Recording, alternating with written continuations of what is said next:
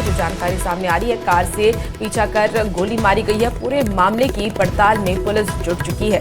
इस वक्त की आपको ये बड़ी खबर बाढ़ से बता रहे हैं। बाढ़ में अपराधियों का तांडव देखने को मिला, जहां पर दिन दहाड़े गोली मारी गई। आपको बता दें कि अपराधियों ने गोली मारी है और बल्लम यादव को गोली मारी गई है। फिलहाल उन्हें पटना रेफर कर दिया गया है क्योंकि उनकी स्थिति काफी ज्यादा गंभीर बताई जा रही है। नदवा में पावर ग्रिड के पास ये घटना हुई है। इस वक्त की आपको ये बड़ी खबर बता रहे हैं। कार से पीछा कर गोली मारी गई है और पूरे मामले की छानबीन में पुलिस जुट चुकी है। क्या अपराधी कौन थे, और आपको बता दें कि अब इस मामले को गंभीरता से लेते हुए पुलिस एक्शन में नजर आ रही है। तो बाढ़ से आपको ये इस वक्त की सबसे बड़ी खबर बता रहे हैं, जहां अपराधियों ने गोली मारी है और वहां से वो फरार हो गए। फिलहाल पीड़ित की स्थिति काफी ज्यादा गंभीर है। सूचना प्राप्त हुई है कि कुछ देर पहले यहाँ पर नरमा गांव के पावर ग्रिड के करीब में एक बख्तियारपुर गांव के निवासी जो हैं उनको गोली लगी है। अभी फिलहाल डॉक्टरों ने उन्हें प्रथम दृष्टया जांच करने के उपरांत पटना रेफर किया है।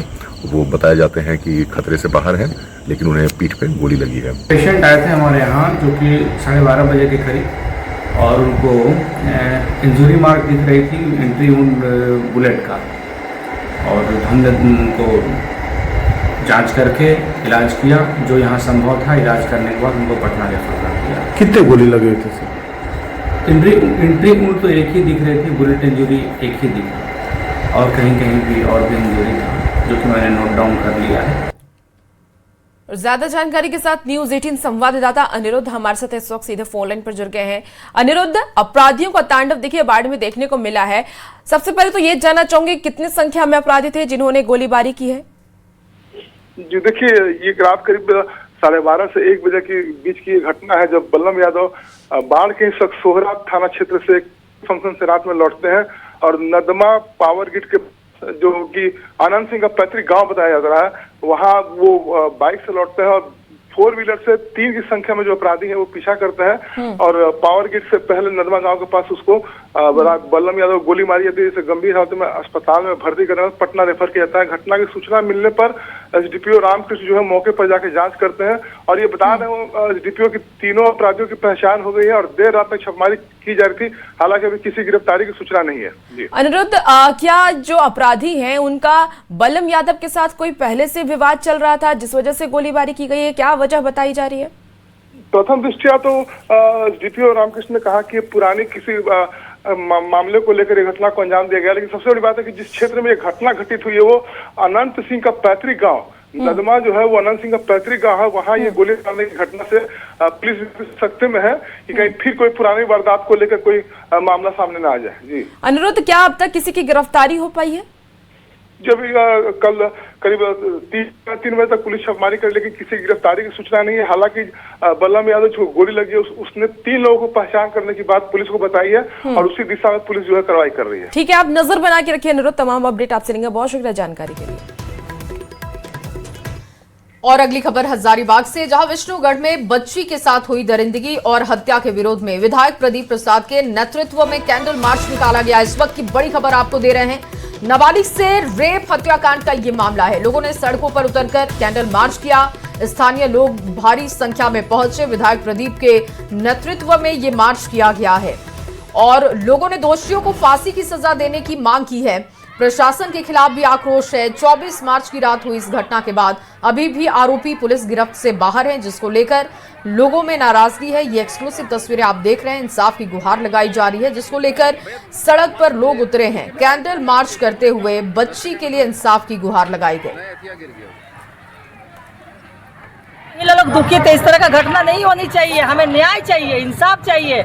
कहते हैं सरकार की बच्ची को बचाओ और आगे पढ़ाओ। किस तरह हम लोग बच्ची को बचाएंगे और किस तरह हम लोग आगे परवरिश करेंगे?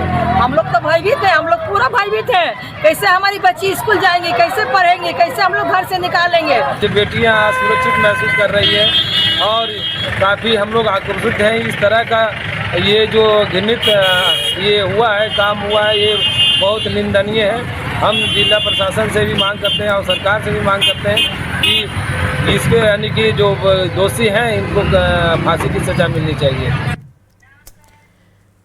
देखिए, हजारीबाग के विष्णुगढ़ में रेप और दरिंदगी के बाद मासूम की हत्या कर दी गई थी। वारदात के 5 दिन बीतने के बाद भी ना तो आरोपियों का कोई सुराग हाथ लगा और ना ही पीड़ित परिवार को इंसाफ मिल सका है। लोगों ने घटना को लेकर के नाराजगी दिखाई है। पुलिस से लोग नाराज नजर आ रहे हैं, तो बीजेपी ने रविवार तक आरोपियों की गिरफ्तारी नहीं होने पर आंदोलन की चेतावनी भी दे दी है, जिससे कि सियासी तपिश बढ़ गई है। ये पूरी रिपोर्ट इस खबर में दिखाते हैं। हजारीबाग का विष्णुगढ़ इलाका, यहाँ मासूम की मौत के बाद लोगों में गम का माहौल है। प्रशासन की नाकामी पर गुस्सा है तो आरोपियों की अब तक गिरफ्तारी नहीं होने पर आक्रोश भी चरम पर। घटना 24 मार्च की है, जब मंगला जुलूस देखने के लिए 12 साल की बच्ची अपनी मां के साथ गई थी। उसके बाद उसे अगवा कर लिया गया। अगले दिन 25 मार्च को उसका शत विक्षत शव बरामद किया गया। आशंका जाहिर की जा रही है कि दुष्कर्म के बाद दरिंदों ने बेदर्दी से उसकी हत्या कर दी। घटना के 5 दिन बीत जाने के बाद भी पुलिस के हाथ खाली हैं। पुलिस की ओर से एसआईटी का गठन किया गया है, लेकिन अभी तक दरिंदों का कोई सुराग नहीं मिल पाया। जबकि घटना के बाद एसआईटी में शामिल विष्णुगढ़ एसडीपीओ ने जल्द ही खुलासे का दावा किया था। टीम के द्वारा एविडेंस का कलेक्शन और पैकिंग किया गया, डॉग स्क्वाड भी आई और पुलिस अधीक्षक महोदय के स्तर से एसआईटी का भी गठन किया गया है और इस कांड का खुलासा जल्दी कर लिया जाएगा।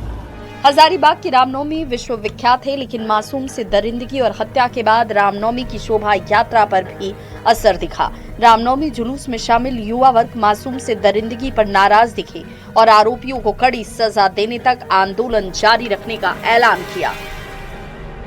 बैनर नहीं है, ये एक समाज को संदेश दे रहे हैं हम लोग कि जो इस तरीके का हरकत करेगा उसको बख्शा नहीं जाएगा। पूरा हजारीबाग रामनवमी मना रहा है, लेकिन आज सबको समझने का जरूरत है कि हमारा ये रामनवमी तभी सक्सेस हो पाएगा जब इनको न्याय मिलेगा, इस बच्ची को न्याय मिलेगा, इस पीड़ित परिवार को न्याय मिलेगा। के साथ दुष्कर्म किया है लोगों ने, हम लोग चाहते कि वो दोषियों को फांसी दे, क्योंकि आज हम लोग भी बहन बेटी, आज हम लोग भी रोड पर सुरक्षित जा नहीं सकते। ये सबसे बड़ी हम लोग के लिए दुर्भाग्य की बात है। इधर पूरे मामले पर बीजेपी मुखर दिख रही है। प्रदेश बीजेपी ने रविवार शाम तक आरोपियों की गिरफ्तारी नहीं होने पर आंदोलन का ऐलान किया है। वहीं झारखंड बीजेपी अध्यक्ष आदित्य साहू ने तो सीएम हेमंत सोरेन पर आदिवासियों की अनदेखी कर असम चुनाव में सक्रियता पर सवाल खड़े किए। दांत तोड़ दिए गए, हाथ तोड़ दिए गए, उसकी हत्या कर दी गई और उसके बाद भी पुलिस कीम कर्तव्य विमूढ़ बैठी है। गिरफ्तारियां नहीं हो रही हैं। गिरफ्तारी नहीं हुई तो मशाल जुलूस निकलेगा और पहले हजारीबाग बंद होगा, फिर ये आंदोलन पूरे झारखंड में बढ़ेगा। चुनाव में जा रहे हैं तो थोड़ा झारखंड के बारे में चर्चा करें कि झारखंड के लिए कैसे क्या क्या कर रहे हैं। शीश महल बनवा रहे हैं बेटी बहनों के साथ, कितनी निर्दयता के साथ दुष्कर्म हो रहे हैं, हत्याएं हो रही, तो इस सब बातों को भी चर्चा करना चाहिए। विपक्ष की ओर से झारखंड में लगातार लॉ एंड ऑर्डर फेल होने पर आरोप लगाए जा रहे हैं। सरेआम लूट, फायरिंग और रेप के बाद हत्या की वारदातों से लोग दहशत में हैं। हजारीबाग की मासूम का परिवार इंसाफ के इंतजार में बैठा है। बेदर्दी से हत्या के बाद आरोपी कहां छिपे हैं, पुलिस की एसआईटी को सुराग तक नहीं मिल पा रहा। लोगों की एक ही मांग है, दोषियों की जल्द गिरफ्तारी हो और उन्हें कड़ी से कड़ी सजा मिले। जब तक पुलिस को सफलता नहीं मिलती, तब तक गम और गुस्से का कॉकटेल सियासी तपिश को बढ़ाता दिख रहा है। न्यूज़ 18 के लिए हजारीबाग से सुशांत सोनी के साथ गौरव झा और रांची से संजय कुमार सिन्हा के साथ ओम प्रकाश की रिपोर्ट। और वहीं खूंटी के मुरहू में रामनवमी पर हुए विवाद की आग अभी पूरी तरीके से बुझी नहीं है। पूरा इलाका छावनी में तब्दील है। पुलिस दोनों पक्षों से शांति बनाए रखने की अपील कर रही है। जल्द ही उपद्रवियों को पकड़ने का भरोसा भी दिया जा रहा है। हालांकि पुलिस के भरोसे पर लोगों में असहमति है। ये पूरा मामला क्या है, रिपोर्ट के जरिए आपको दिखाते हैं।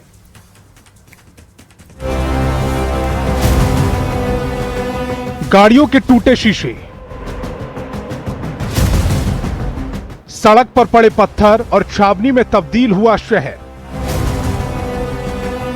ये तस्वीरें हैं खूंटी के मुरहू की, जहां रामनवमी की शोभा यात्रा के दौरान हुई हिंसा के बाद से तनाव बना हुआ है। दरअसल 27 मार्च को रामनवमी जुलूस जैसे ही मस्जिद के पास पहुंचा, उस पर पत्थरबाजी शुरू हो गई, जिसमें कई पुलिसकर्मी घायल हो गए और इलाके में अफरा तफरी मच गई। अचानक उधर से पत्थर चलने लगा, उधर मुसलमान मोहल्ला तरफ से। इसके बाद हम तो अन्नपूर्णा होटल गए थे, तब तक हमको भी लग गया एगो। रामनवमी रोज जो है ना, हम लोग का जुलूस जो अखाड़ा है वहाँ पे 6 बजे शाम को आसपास कुछ मतलब कि मस्जिद तरफ से पत्थर जो है ना 4-5 पत्थर फेंका गया था। रामनवमी पर हुई पत्थरबाजी के बाद विवाद ने थमने का नाम नहीं लिया और दोनों पक्षों ने जमकर पत्थरबाजी की, जिसके बाद इलाके में धारा 163 लगानी पड़ी। एसडीएम और एसडीपीओ, हेडक्वार्टर, डीएसपी समेत भारी संख्या में पुलिस बल ने मोर्चा संभाला और पूरा इलाका छावनी में तब्दील हो गया। पुलिस ने दोनों पक्षों से शांति बनाए रखने की अपील की, जिसमें आम जनता का भी साथ मिला। हम लोग का कोई किस्म का कोई दिक्कत नहीं है। हाँ, उन लोग भी हमारा भाई बंधु के जैसा है, हम लोग भी उनका भाई बंधु के जैसा है। भी यहाँ पर कुछ है नहीं, बिल्कुल माहौल शांत है, जैसे पहले था वैसे आज भी है।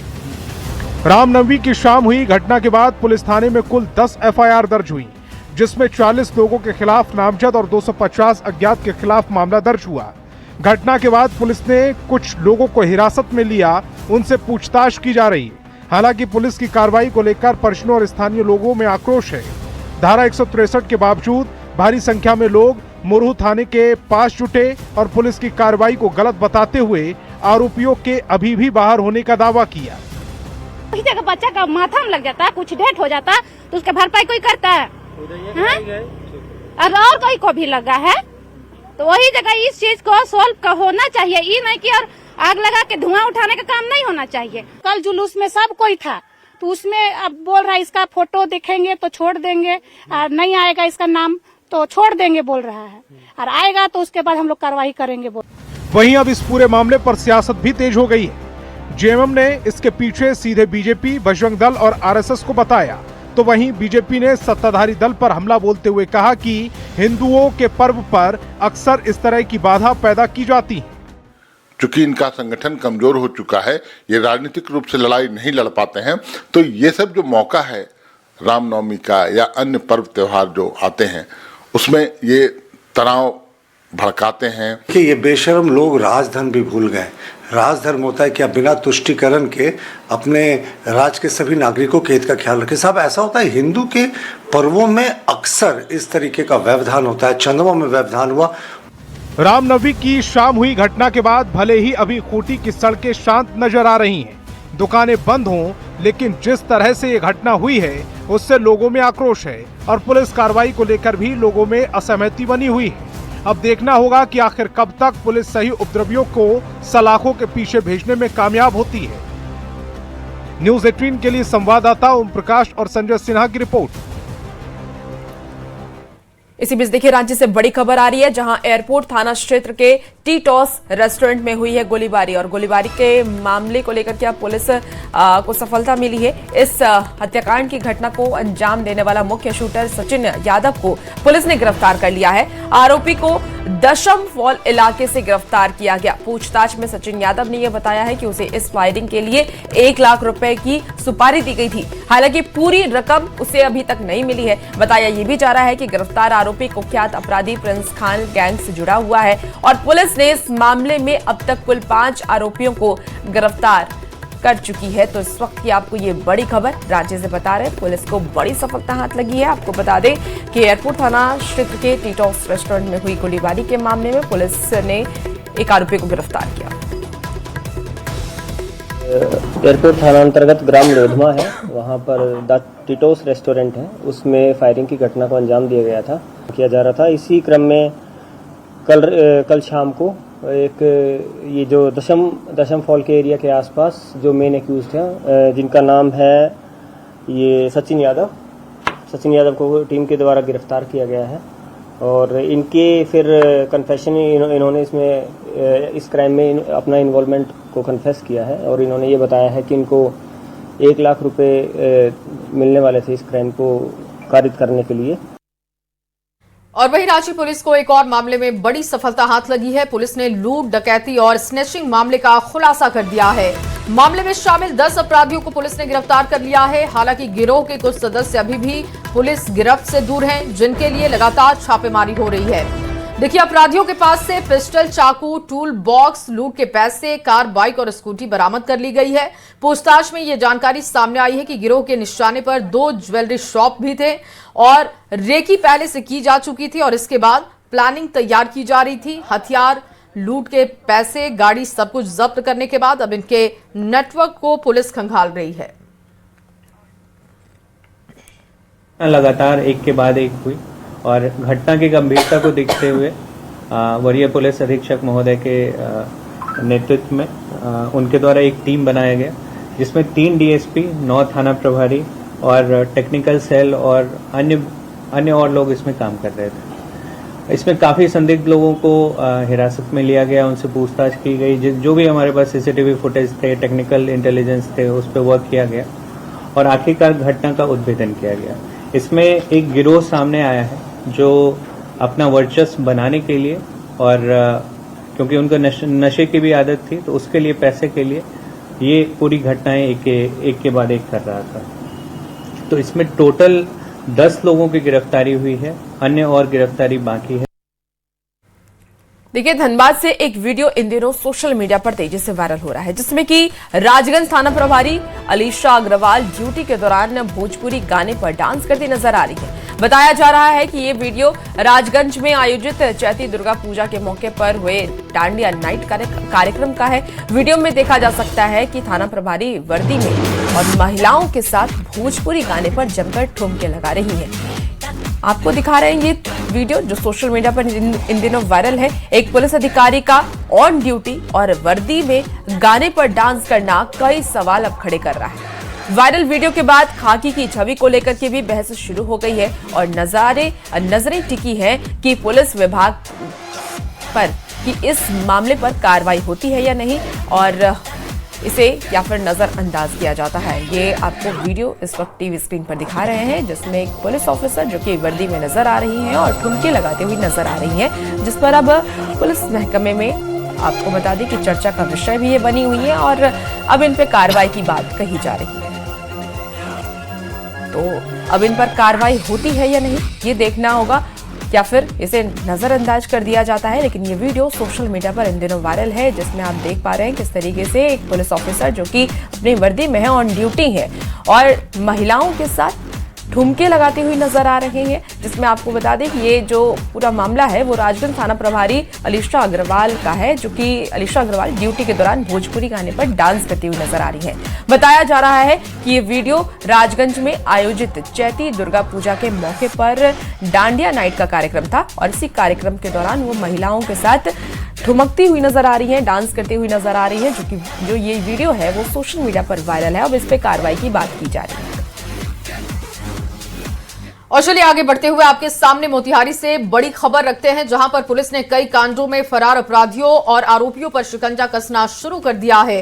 कोर्ट के निर्देश पर बहुत सारे अलग अलग कांडों में वांटेड 28 आरोपियों के घर पर कुर्की की कार्रवाई की गई है। पुलिस ने इसको लेकर इश्तेहार चिपका दिया और इससे पहले पुलिस की टीम आरोपियों के घर पर बैंड बाजा लेकर पहुंची। पड़ोसियों को इन आरोपियों के बारे में जानकारी दी गई। सभी के घरों पर तय समय के भीतर सरेंडर का नोटिस भी चस्पा कर दिया गया। अगर ये अपराधी सरेंडर नहीं करते हैं तो इनके घरों की कुर्की होगी।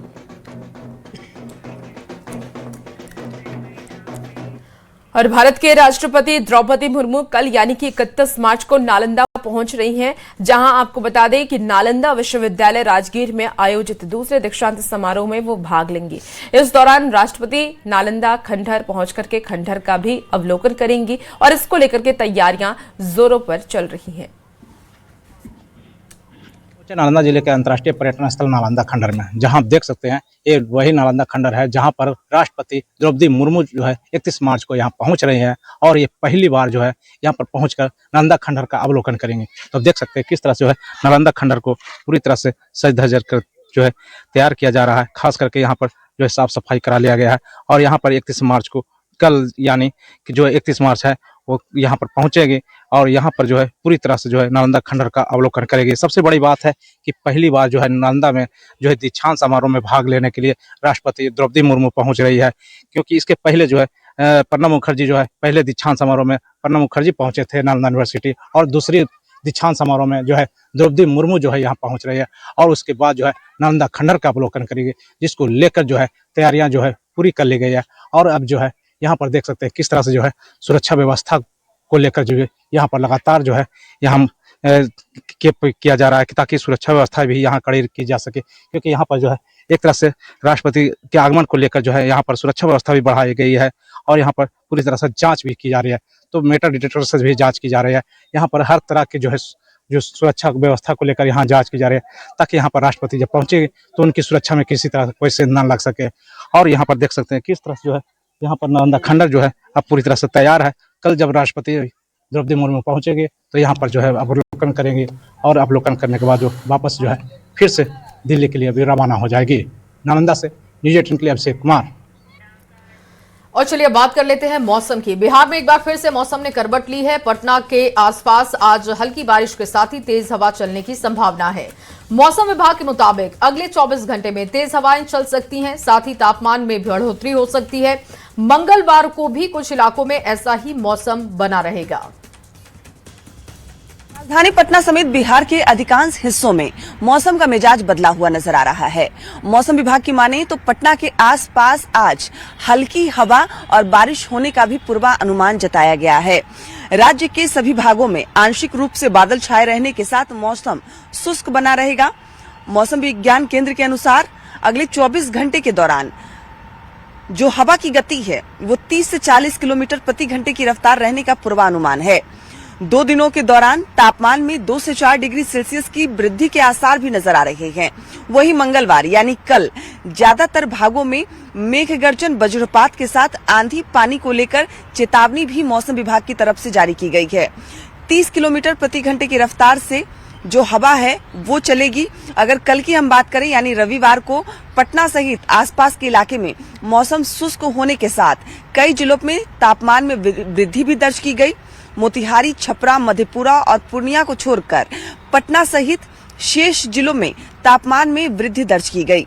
पटना के अधिकतम तापमान में 3.4 डिग्री सेल्सियस की वृद्धि के साथ 33.5 डिग्री सेल्सियस और 37.5 डिग्री सेल्सियस के साथ भभुआ का कैमूर सर्वाधिक गर्म जो तापमान है वो वहां पे रहा। लेकिन आज जो मौसम है उसमें बदलाव नजर आ रहे हैं। मौसम विज्ञान केंद्र के अनुसार 2 अप्रैल को उत्तर पश्चिम भागों के पश्चिमी विभाग जो विक्षोभ है उसका प्रभाव देखने को मिलेगा और इसी की जो संभावना है वो जताई जा रही है कि कुछ स्थानों पर जो मेघ गर्जन है वो नजर आएंगे, बारिश भी होगी और तेज हवाएं भी चलेंगी। आज की अगर हम बात करें तो आज पटना के अधिकांश हिस्सों में तेज हवा चलेगी और बारिश के आसार भी मौसम विभाग की तरफ से जो संभावना है वो जताई गई है और अगले 2 दिनों में लगभग 3 से 4 डिग्री सेल्सियस तापमान में बढ़ोतरी भी होगी। हालांकि कल रविवार का दिन जो पटना है वो बेहद गर्म रहा, तापमान में बढ़ोतरी हुई है, लेकिन आज मौसम एक बार फिर से बदलाव देखने को मिल रहे हैं और आंधी बारिश के मद्देनजर मौसम विभाग ने अलर्ट भी जारी कर दिया है। कैमरामैन संत के साथ विनीता मिश्रा, न्यूज़ 18 पटना।